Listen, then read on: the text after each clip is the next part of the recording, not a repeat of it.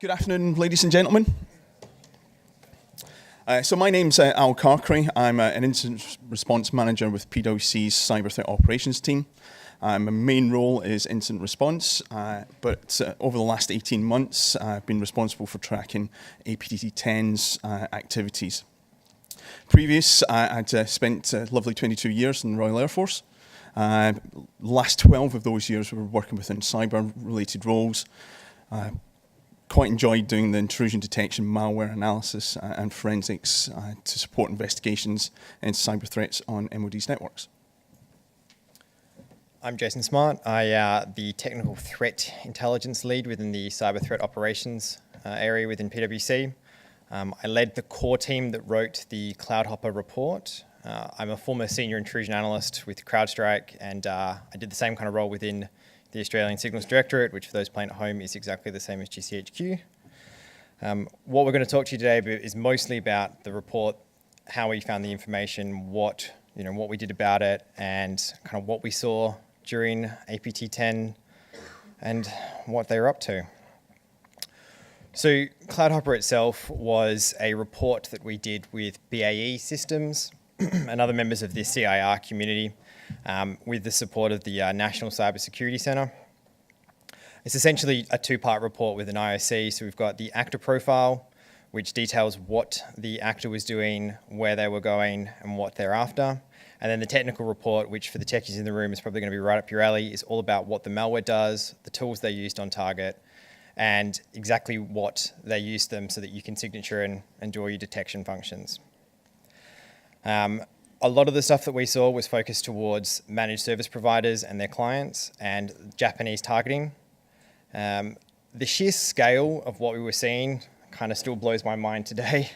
We were going after private, public, anything that could get them access to a wide range of clients and victims, essentially. We assess that it's still only a very, very small section of what we're seeing, so kind of the tip of the iceberg type stuff. Given a better aperture and a lot more time and money, we probably could have seen what they were up to in full, which I imagine is probably quite a lot. One of the things we ultimately wanted to do with this report was to kind of reveal and essentially disrupt their operations in the hope that they can't continue on for the next few months. They'll have to spend some time retooling. Will cost them a bit of money, will cost them some time, and give us time to catch up as defenders. So who are APT10? They're commonly linked as a China-based threat actor. Their focus is primarily espionage and information collection. They've been operating since about 2009, and during this time period, we've seen them go after the US Defense Intelligence Base, or industrial base as well, technology, telecommunications, as well as some regional targets. So when we say regional targets, we're talking five poisons, so Japan, Taiwan, a lot of their internal dissident groups as well.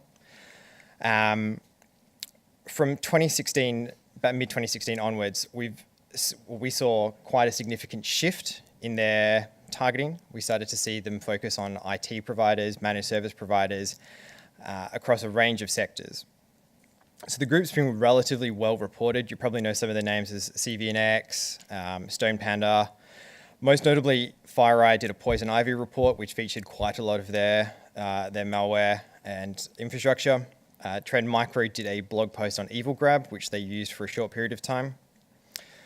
Most of this public reporting was around 2013 to 2014, after which many assumed the group had gone to ground, spent some time retooling. So we observed quite a marked increase in their activities in 2016. That was early on. We saw some activity, and then we saw them step it up a gear. So they've, plodding along, and then they've really kicked it into high gear. So what we did was we thought, well, in previous instances, reporting on you has made you stop. So let's see if it happens again. Let's see what it costs you and kind of see what the results were. And that led to CloudHopper, which we published this month.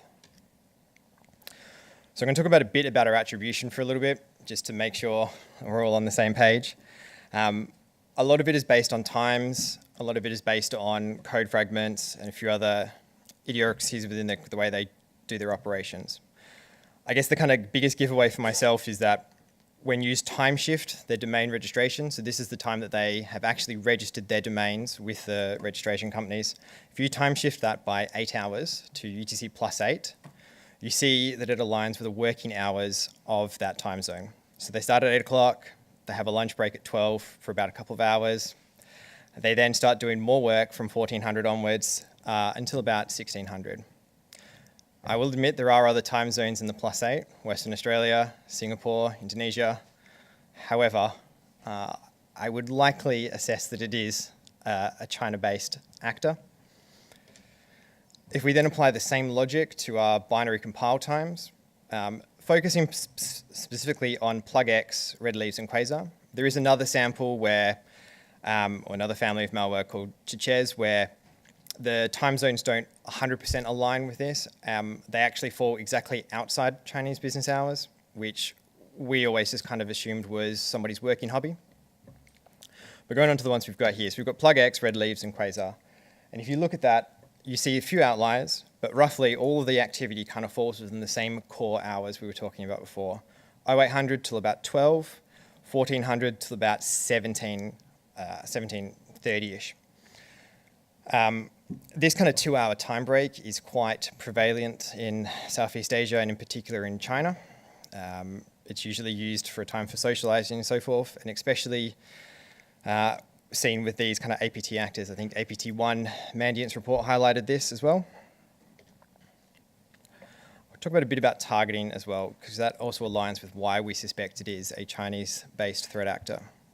A lot of the targets we've seen them go after traditionally and in this new spate of activity has always been around the manufacturing, resourcing, engineering, particularly mining, oil and gas has been a particular interest lately, pharmaceutical companies, technology companies. But recently the uptick has been towards the European, so Sweden, UK, Finnish, Switzerland companies. There's been the usual Japan targeting, which I mentioned before, and I'll go into a little bit more depth before we step into the managed service providers, and some activity in Brazil and South America. So the Japanese targeting is quite interesting in my opinion. They only ever deploy one implant family, which is TBBS. It always targets those 4 areas, so education, so universities, heavy industry, telecommunications, and anything government or policy related, so think tanks, government agencies, you name it, they've probably had a crack at it. Again, attribution is based on overlapping domains. When I say overlapping, the CVNX report that FireEye published has shared infrastructure, which I'll show later. But that's kind of led us to the conclusion that this is the same group. Because the targeting is very different from the managed service providers, this is much more targeting specifically Japan. So CREST itself, it's an interesting piece of malware. It's signed with a revoked hacking team certificate, which makes it really easy to detect. I'm not entirely sure why they've done that. There are other kind of ways you could do it, but that's fine. They've done some anti-reversing techniques in the sense that they attempted to implement them, but they didn't do it properly. So for an RE guy to go and have a look at it, it wouldn't take him a lot of time to get around it, or them to get around it. We haven't seen a single instance of this bit of malware targeting a Western victim. It's only ever been used to target Japan. And we know of several victims, but the majority of them we've only seen samples externally. We don't have any confidence that those were successful. So I guess one of the things that we can assess that they've gone after these organizations is based on the file names they're using. So we've had them translated. The majority of them in this example are government and universities. We've got other samples which align with the other themes and sectors we were talking about before. So what they do is they tend to attach them as a .exe rather than trying to hide them as PDFs, documents, the usual thing you'd expect for a threat actor of this kind of scale to do. It almost seems a little bit lazy, but I'll give it to them anyway. They tend to focus, like I said, on these, Japan-US alliance, the government targeting, security treaty change notice, and so forth. What we've done is we've taken these samples, reverse engineered them, and got quite a lot of the information out of them, so like infrastructure, command and control, those kind of things. And when you do this, you start to see that there's themes and patterns in the way that they do their registrations. So we've got, on the first column, we've got Japanese cities. The second and third are land or sea-based creatures, so flea, scorpion, shrimp, trout, whale. And the last one is people, so Edgar, Gavin, those kind of things. We have a kind of a running theory as to why they've done this. The Japanese cities kind of make sense if you're attempting to avoid detection by SOC. The rest of them aren't so. They're kind of obvious if you see them across the wire that it's going to be something suspicious, so you probably want to look into it. But if you take it from an actor's point of view, if you're going after distinct groups of targeting, government, universities, those kind of things, you tend to give things code names, and code names generally come with a whole bunch of other code names underneath them. So one of the current kind of theories we had in the background was maybe they're doing Japanese cities for a specific target group. Maybe they're doing land-based animals and creatures for a specific target group that is separate, so that then they can differentiate what they're seeing with their own command and control and so forth.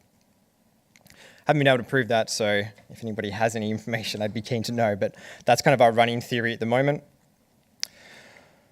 Once you take this and you resolve the IP addresses and do some kind of linking back, we can kind of see what we're talking about. And I apologize, this probably doesn't look too clear, but if you look into the bottom left, that's the initial to Ches kind of command and control. That's their naming convention. So you might see Zebra, you might see a few others. And if you link that back from their common registration patterns all the way back to the 2014 FireEye, they share quite a lot of infrastructure, shared IP addresses, shared registrants and so forth.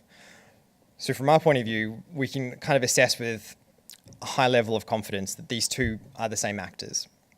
That graph is with the help of BAE, so thank you. The kind of interesting point, or the interesting targeting that we've seen is the managed service providers. So during 2016, we still saw the Japanese targeting that was happening, continuing. But then we started seeing them invest heavily in targeting of these IT providers. And when you think about it, it's actually not a bad idea. Compromising an MSP would provide you with, theoretically, thousands of customers. They manage. The MSPs will have credentials for. It's their job to manage those services, so it kind of makes from a supply chain a really good idea.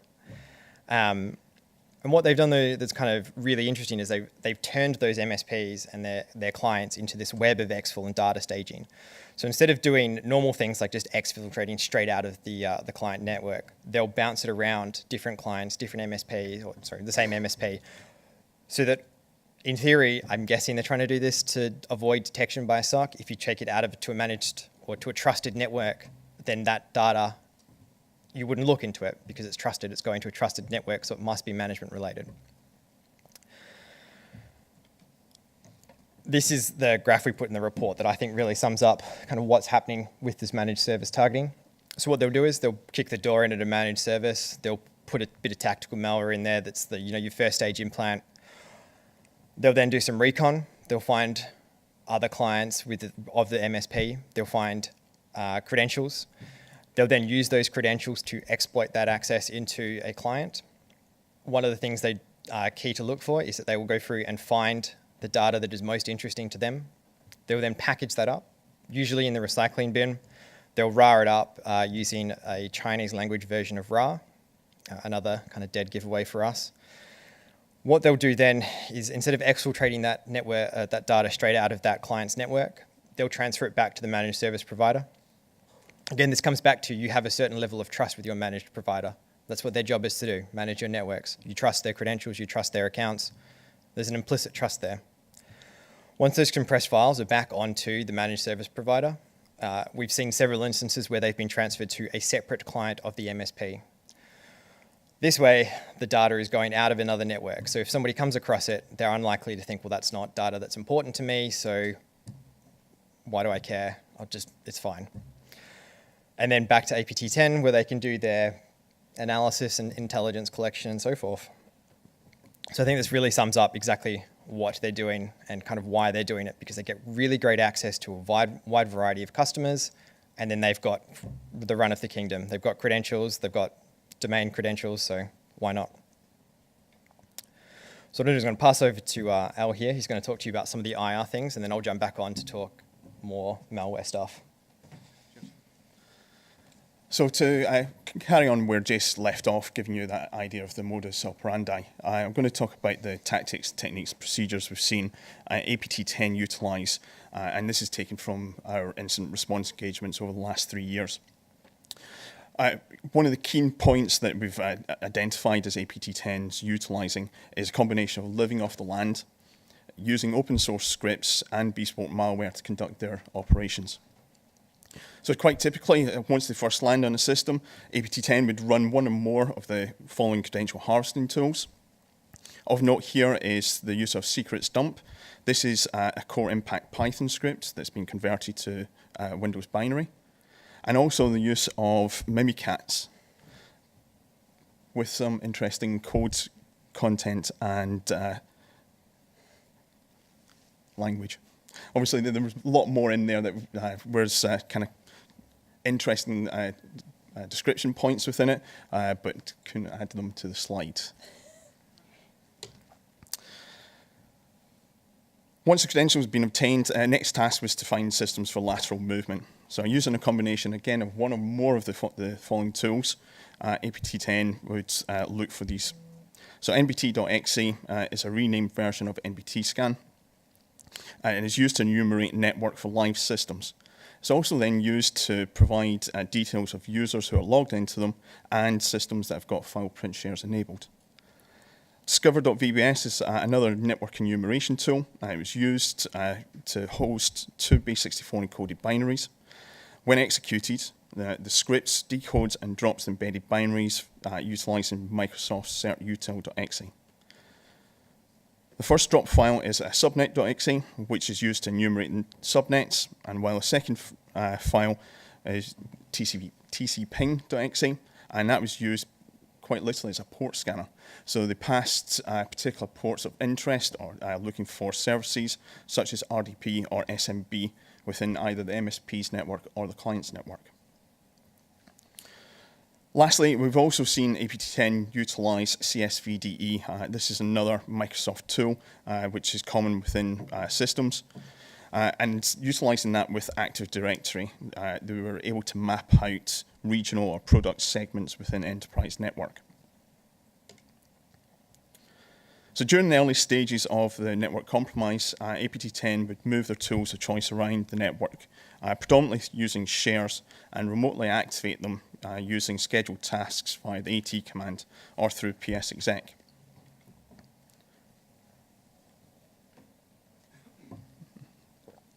So they've harvested credentials. They've managed to create a map of systems within the network. The next step was to provide themselves with secondary access capability. Up until this year, the main tool of choice was PlugX, but this has been followed up with the use of Quasiwrap in early 2017, and Jason will cover that tool later in the presentation. What was interesting to see was the cohabitation of these tools on the same system.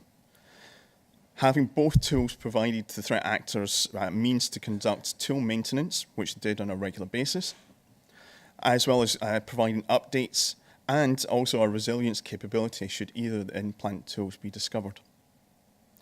Persistence for these tools was achieved using registering them as a service and allowed them to be hidden in amongst the rest of the noise that would be seen as regular services running on a system. Now, throughout their investigations into APT10, we identified PlugX samples recovered in 2014 and 2015. And these were developed around various security products such as Microsoft Security Essentials, McAfee's antivirus, or VBA's anti-rootkit. In late 2015 and early 2016, there was a distinct shift from these security products to utilising arbitrary applications, including the Brazilian Portuguese language version of PokerStars binary. Couldn't figure that one out. All in all, we've seen close to 30 different sideloading combinations. So armed with legitimate credentials from the MSP and from the victim network, along with the map of the network, APT10 utilised built-in capabilities such as NetUse to confirm the validation of accounts before using RDP to access the systems that are likely to hold data of interest. So along with this, APT10 have used another open source tool to connect and execute commands on remote systems, which we identify as T.VBS. This tool can be used in either one of two modes: a command mode, which provides remote command execution, and shell mode, as the name suggests, provides a reverse shell capability. The original code which we find on GitHub had been modified to remove the usage details and to include the creation of a second copy of wmi.dll. The file wmi.dll and its secondary copy, wmi.dll.back, are used to store the output from the commands and are subsequently deleted once the command execution has been successful and the output has been passed back to the operator. So now they've found the data of interest, the task at hand is to package it up and recover it to APT-controlled internet systems. And as Jason's mentioned already, the tool of choice that we've seen is RAR, and in particular, Chinese simplified console application version, rar.exe. The use of this version also goes to bolster the assessment APT10 as a China-based threat actor. To move the package data within the systems, within the networks, whether it be within the victim or the MSP's shared infrastructure, and then onwards throughout the rest of their web, APT10 utilized the robust file copy application Robocopy. This also has been a standard Microsoft application and since been used since Windows Vista and Server 2008. As Jason's mentioned earlier, APT10 are likely to stage their data files within the system recycle bin, but then also using the capabilities of Robocopy to move data into the spool directories as it transits through the networks. Once the data has been moved to the network boundary pivot systems, APT10 use another command line tool, Putty Secure Copy, to exfiltrate the data to their internet relay systems. One of the key elements that we've seen with regards to APT10 is their actual hands-on operations. During one incident response engagement, we saw APT10 utilize RAR to package up files, but this flagged system resource usage on a server. The local security team logged into the system to try and establish what was going on. They had no idea that threat actor was on the network, and APT10 carried out immediate destruction capability, removing the profile that they'd utilized on that system, which inevitably made it harder to do that incident response function, but there was still enough breadcrumb trails left for us to do our analysis. Over to you, Jess. So, as I mentioned, during 2016, we've seen quite a bit of development on the APT10 itself. We started detecting this retooling effort, as we're calling it, where they started to swap out to new malware, new infrastructure, new domains, all those kind of things that would indicate somebody's either developing or moving forward, or they've been burnt somewhere along the lines, or they've detected that they've been picked up. So the timeline below kind of shows what the tools they're using as time progresses. So we see the traditional poison ivy all the way up until a report from FireEye came out in about 2014, where we don't see them use it anymore. During that time, they'd started to move over to PlugX anyway. So I guess from that point of view, it wasn't too hard for them to just swap straight over. PlugX continues to now. We're still seeing it. It's still active on a few of our engagements. While they were using PlugX, they also started to deploy Evil Grab. This is kind of a snatch and grab kind of tool. You use it to get in the door, and then you drop some more malware to kind of sustain and hold your foothold. But the most interesting bits for us is that since mid-2016, we've seen them move to Ches, Quasar, and Redleaves in roughly those kind of that order. When we look at compile times, we actually see that order is slightly off, and they've been using Ches and Redleaves for quite a bit of time, but Quasar is a new kind of development. I'll also note Ches has a PowerShell sibling. Basically, you can use it, you can deploy it via some PowerShell exploits and so forth. So they've moved away from this kind of Chinese-designed poison ivy PlugX, which is widely reported on as being associated with these actors. And they've done this move towards open source tools. So Al mentioned TBBS before. We found copies of that on GitHub. We then see them use Quasiwrap, which when we did some analysis, and I'll go into this in a second, we also found that on GitHub. They've modified it, they've extended its capabilities, they've changed the config a few times, but interestingly enough, they're keeping good version control. They're updating the version beyond what is publicly available. So at least they're adhering to good code. So some research done by JP who have been quite on top of the targeting of APT10 the targeting of Japan by APT10. They've been pretty good about this. They've been publishing a lot of it, and I suspect it's frustrating APT10 because after a while they started to register domains with trying to masquerade as JP Cert itself. So again, they've used open source tool sets to do that, and they also, I believe, it also shares some code similarities with PlugX. Again, CREST has more open source code for its deployment by PowerShell, and I believe that's from PowerSploit off the top of my head. But if we look at Quasiwrap, it's interesting that I'll explain how it works, and then I'll talk about the similarities in the namespace and so forth. So it's 3 files that get dropped. There's WPF tac etw.dat, which this is loader, it's 32-bit binary, heavily obfuscated. The actual payload itself is usually called microsoft.workflow.compiler.dat. It's AES encrypted binary. And then there's the legitimate binary install util.exe. So this is the legitimate .NET framework installer. It's digitally signed by Microsoft. Why wouldn't you trust it? This kind of mirrors the way they deploy their PlugX as well. They've got 3 files which to do the side loading. In this sense, so they're using install util to invoke the installation of, or the running of, WPF tac etw.dat. What this does, this .dat file, is it goes through the Microsoft .NET folder, which resides within the Windows directory, and it looks for anything over 300 kilobytes in size, and then decodes it via AES. So once it hits one that it knows and is the payload, in this case the Microsoft.workflow.compiler.dat, it runs it. So essentially they've got their code execution, they've now got their malware running. It does persistence and adds registry keys and a few others, and runs a service and so forth. But when we started to reverse engineer this particular compiler.dat file, we noticed that there were quite a lot of similarities. And it's a bit hard to see on here, but it's in some of the reporting. You can find it on GitHub itself. That all the namespace roughly aligns with exactly the file structure that you can find in the GitHub repository for Quasiwrap. So pretty to give away, we were able to easily look at the code without having to go to the fuss of decoding it 100%. We did anyway, just for clarity. If we take Redleaves, we say it's a bespoke malware family. When we were originally doing our research, we had no indication that it was linked to any of these, any open source.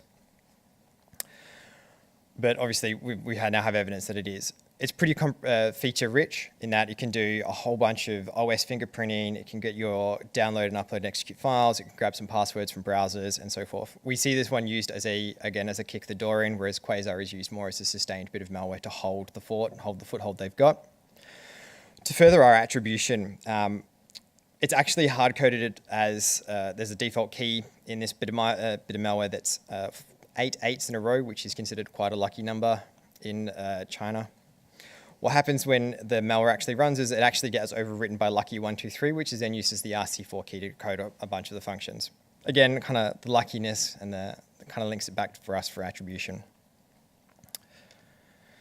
So I guess one of the things that we took away from all of this, and one of the things that I kind of want to stress, and the reason why we did a collaborative report with BAE Systems and why we worked with the NCSC and why we published it and why we're actually here to talk, is that these kind of operations, they really demonstrate the need for integrated teams for threat intelligence and incident response. I wouldn't have been able to do half my job without Al, and I suspect he feels the same. When they found malware, they fed it back to us. We were able to then compare that to our intelligence holdings and then feed that back into them, who were then able to go onto these, the engagements we had and find a whole bunch of further indicators, further things. So without that, it kind of doesn't work. And one of the other things that we found instrumental was we didn't have all the pieces to the puzzle. BAE had some of them and were able to help us link the Japanese targeting back into CVNX. They were able to help us do a whole bunch of other things that kind of tied everything in together nicely. Okay, that's kind of one point I think to stress. As a threat intelligence community, we do need to kind of share a lot more, talk a bit more. That's my rant for that. And questions?